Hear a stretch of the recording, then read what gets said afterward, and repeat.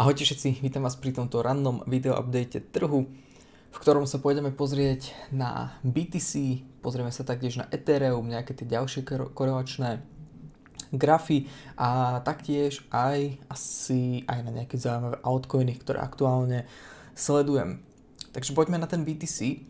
Od posledného väčšieho updateu sa nič extra nezmenilo, stále sledujem tento extrémne silný weekly support, v ktorom sa Bitcoin zatiaľ úspešne drží, no a ten setup zatiaľ stále platí. Áno, to znamená, že v nasledujúcich dňoch skôr od toho BTCčka očakávam nejaký ten postupný push smerom up, alebo iba držanie sa na tomto weekly supporte, kým Bitcoin nepríde do nejakého skvízu a napokon tu chceme vidieť breakout smerom up práve až možno niekam na hodnotu $68,000.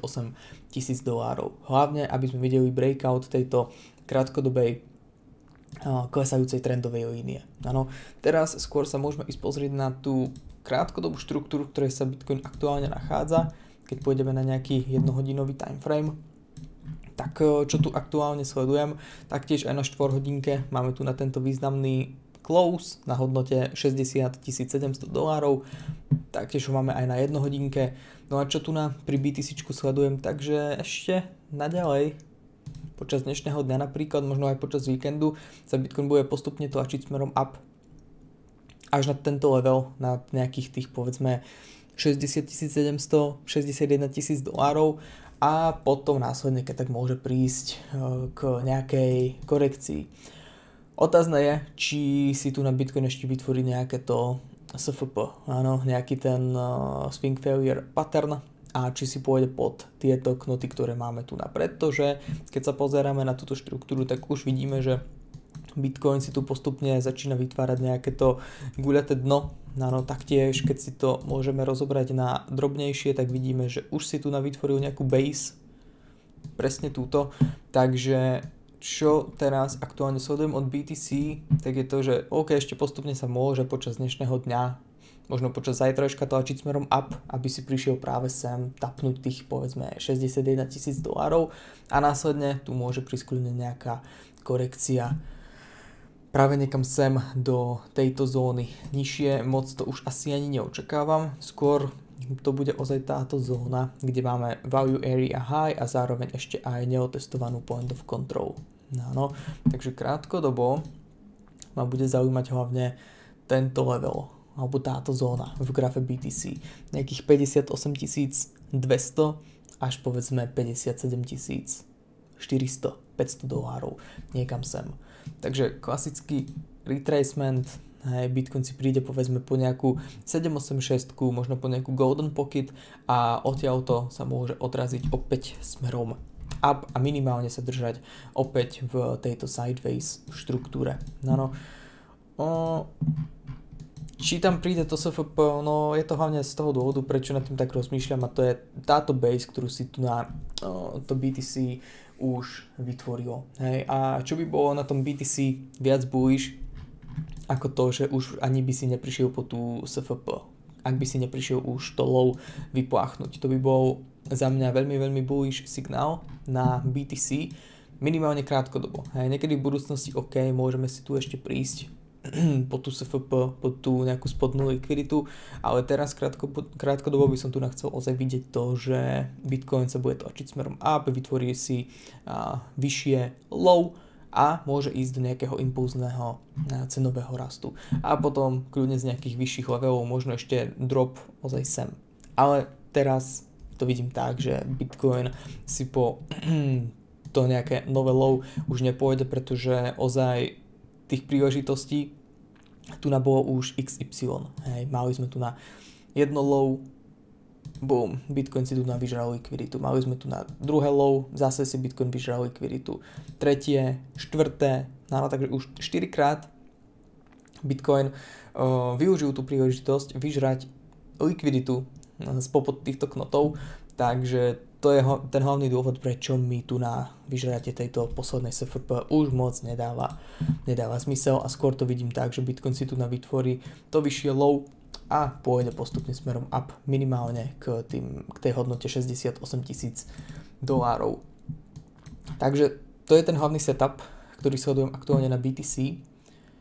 Môžeme ísť ďalej, CME Futures Gap nič, Bitcoin dominancia včera sa extrémne vyliala, bolo to pekne vidieť aj na tých altcoinoch, že bol tam záujem rásť, ale aktuálne sledujeme to, že tá bitcoinová dominancia prišla na túto primárnu rastúcu trendovku, takže netreba sa čudovať, ak by na tých low time frames prišla nejaká korekcia, áno, nejaký pullback, povedzme niekam späť na cca tých 55%, niekam sem, nejaký pullback a následne opäť nejaké to cenové zamietnutie, takže BTC dominancia kľudne môže ísť o niečo vyššie. Čo je tu na celkom pekné, tak je graf Coinbase, pretože vidíme, že pekne rešpektuje tento support, tento významný support a včera tu nastal skoro 10% nárast, respektíve odraz od tohto levelu, takže veľmi, veľmi pekná reakcia od Coinbase.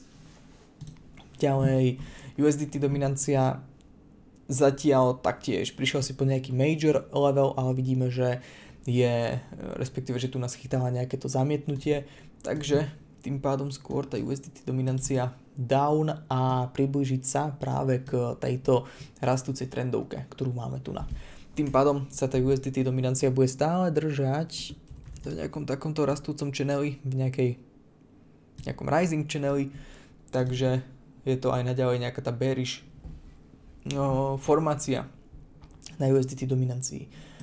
Takže USDT dominancia down, taktiež to vyzerá fajn. Tu sme pozerali vlastne DXY, taktiež pekné zamietnutie.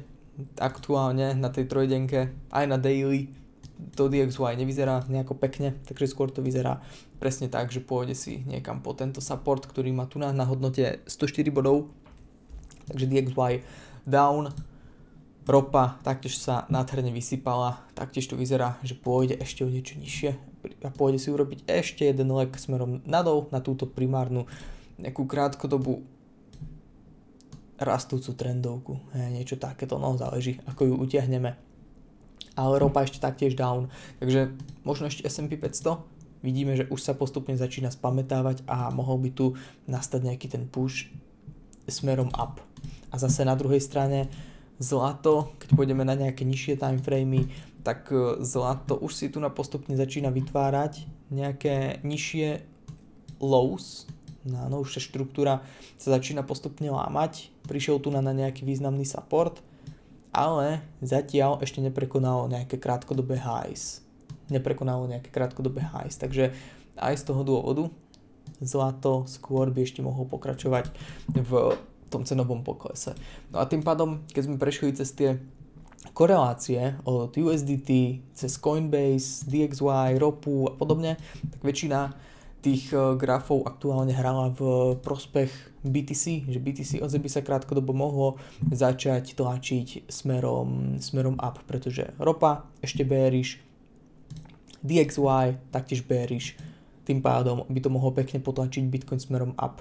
Potom Coinbase, nádherná reakcia zo supportu, čiže Bitcoin by mohol ju kľudne nasledovať.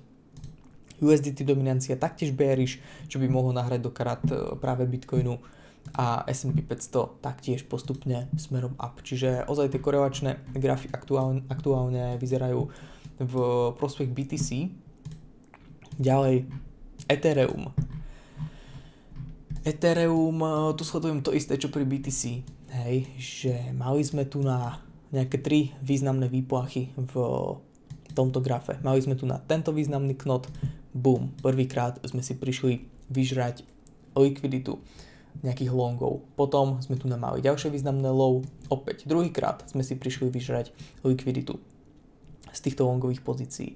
A boom, mali sme tu na ďalší knot a opäť tretíkrát sme si prišli hitnúť nejakú likviditu longových pozícií. Preto aj pri Ethereum mi dáva zmysel, že už ten graf sa nemusí prísť pozrieť štvrtýkrát pod toto low a skôr sa začne tlačiť smerom up. A ako má Ethereum vo zvyku, tak častokrát robí presne to, že nič, postupne sa iba tlačí smerom up a ako náhle prekoná nejaký dôležitý level, tak príde tam pumpa povedzme 4-5% a dostane sa opäť do nejakej významnejšej rezistencie alebo rovno až do nejakej zóny liquidity.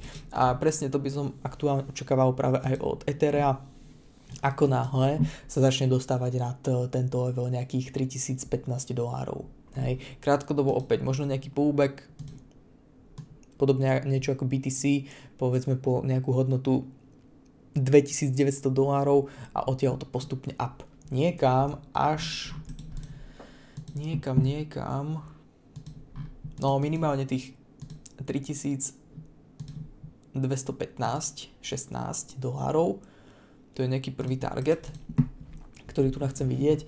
A potom zjavne až tu na nejakých $3600-3700. Áno, takže to je taktiež celkom bullish setup na Ethereum, ktorý tu aktuálne sledujem. Ozaj, tej liquidity si tu vyžrali už dosť, takže moc tam nevidím dôvod, prečo by si mali ísť ešte o niečo nižšie, vybrať ďalšiu likviditu. Tých príležitostí tam jednoducho nebude nekonečno. Hej? A SFP taktiež tam nemusí prísť a tie grafy sa začnú odrážať smerom up. Takže na Ethereu práve že skôr takýto setup od aktuálnej ceny už skôr smerom up na nejakých $3200. A taktiež aj tie grafy Ethereum voči BTC už tomu začínajú viacej nahrávať do karát. Mám pocit, že už tu nemusí vzniknúť opäť nejaké nižšie low. Tie grafy sa zatiaľ pekne držia. Takže odtiaľto to Ethereum voči BTC by sa mohlo začať postupne odrážať smerom up. Hej. Takže už postupne aj presne tieto grafy mi dávajú celkom zmysel, že mohli by ísť na nejaké vyššie úrovne. Ethereová dominancia, no, ešte to môže kľudne udržať. Hej. A total market capy na supportoch, hej. Teraz sme si ich prišli otestovať, tu na opäť weekly a mesačný support, teda level sme prišli otestovať, máme tu na nejakú peknú reakciu od nich, takže total market cap fajn. Total 2 a Total 3, tu je celkom bullish to, že ozaj tieto dva grafy už nevytvorili nejaké nové low, práve že už si vytvorili vyššie low, takže to je presne to, čo mi indikuje, že tie grafy kľudne už mohli nájsť nejaké to dno a postupne sa začnú už odrážať smerom up. A práve pri Total 3 alebo kľudne pri Total 2 tak bude pre mňa major to, že prvá vec je tá, že áno, už urobili to vyššie low, čiže už to je prvý nejaký bullish signál a druhý bullish signál pre mňa bude to, keď budú schopné sa dostať nad toto predošlé low. Áno, takže vytvoria si aj vyššie high, nejaký pullback kľudne a následne môžu pokračovať smerom up. Takže pri Total 2, Total 3 sledujem aktuálne práve tento setup, hlavne dostať sa nad toto predošlé high,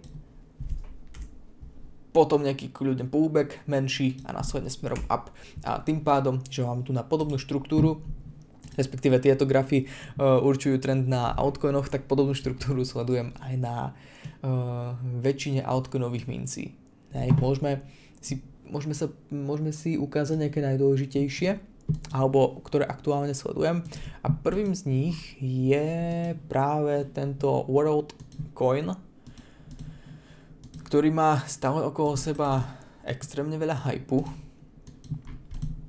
Prišiel si na nejaký prvý významný support, ktorý veľmi pekne drží. Máme tu na dvakrát dotyk na tento významný daily level. Opäť pekne si vytvoril nejaké vyššie low.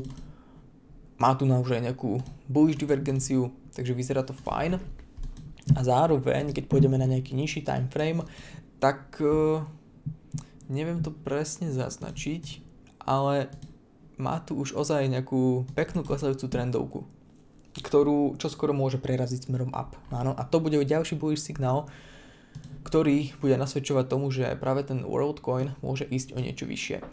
A aktuálne vstupovať do neho je o niečo viacej risky, pretože čo by bolo ideálne, tak je opäť to, čo som sledoval pri Total 2 a pri Total 3. Áno, to znamená dostať sa nad túto predošlú štruktúru, toto high, opäť nejaký menší retest a potom môže pokračovať smerom up. Áno, takže aktuálne možno to vyzerá bullish už aj z tejto štruktúry, alebo z tejto hodnoty, kde sa aktuálne nachádza, ale je to viacej risky. Je to viacej risky, pretože ozaj aj krátkodobo Bitcoin by mohol ísť o niečo nižšie. Takže radšej by som tu počkal práve na retest tohto high, ktoré máme tu a potom na následný nejaký pullback a o niečo vyššie by som vstupoval do toho Worldcoinu, ale s väčšou istotou do longovej pozície. Áno? Takže Worldcoin aktuálne veľmi, veľmi zaujímavý graf, ktorý si pekne drží support a má príležitosť začať prekonávať jeden rezist za druhým a to by ho mohlo pekne potlačiť na hodnotu povedzme niekam, no minimálne niekam sem, minimálne niekam k $7 a prípadne nejaký viacej bullish scénár $9.3. Takže Worldcoin pekne a potom ešte ten Ray voči doláru a to hlavne kvôli tomu, že Ray sa taktiež drží nádherne v rastúcom trende celý ten čas, drží si nejakú primárnu rastúcu trendovku, čo vyzerá fajn a zároveň breakuje túto nejakú krátkodobú trendovku.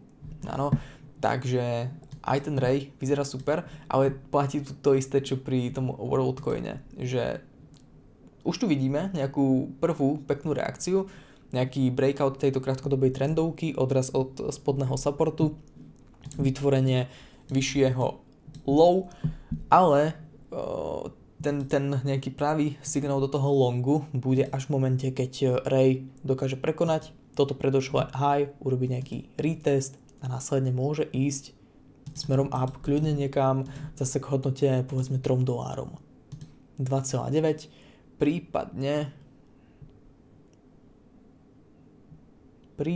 čo by sme tu nedali? No, asi tento level, toto vyzerá celkom dobre, nejaký silnejší rezist, nejakých $2,1. Takže to isté, čo pri Worldcoine, prekonať hlavne toto high, aby sme si vytvorili vyšší high v grafe a pokračovali v nejakej bullish štruktúre. Takže takéto niečo. Dobre, to by bolo za mňa všetko, nech to zbytočne nenaťahujeme, takže pri BTCčku vieme, čo aktuálne sledujem. Skôr to, že Bitcoin bude ešte pokračovať smerom up, niekam k tým 61 000 a potom ma bude hlavne zaujímať tento support, nejakých $58 200 až $57 400. A budem tu sledovať hlavne to, aby Bitcoin si vytvoril nejaké vyššie low a následne mohol pekne pokračovať smerom up. Takže to je aktuálne setup, ktorý sledujem v grafe BTC. Jo? Takže ďakujem pekne, že ste si pozreli to video až sem do konca a vidíme sa pri nejakom ďalšom videu. Ahojte, majte sa.